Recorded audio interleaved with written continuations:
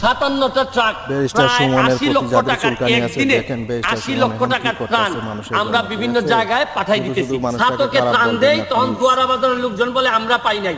আমরা দুয়ারা বাজারে দিলে দেখা যাচ্ছে সিলেটের গোয়াইনঘাট বলে আমরা পাই নাই। গোয়াইনঘাটে দিলে দেখা যাচ্ছে যে জাফলং বলে আমরা পাই নাই।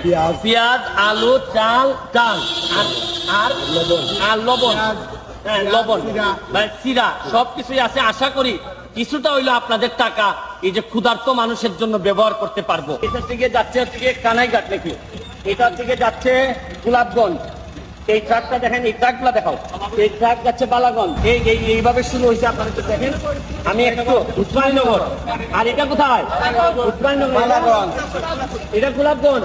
গোলাপগঞ্জ যাচ্ছে। শুরু করিতেছি মহান আল্লাহর নামে, যিনি পরম করুণাময় এবং অত্যন্ত দয়ালু। আজকে আমার জানা মতে বেসরকারি বা ব্যক্তি পর্যায়ে সবচেয়ে বড় ত্রাণ সহযোগিতা আজকে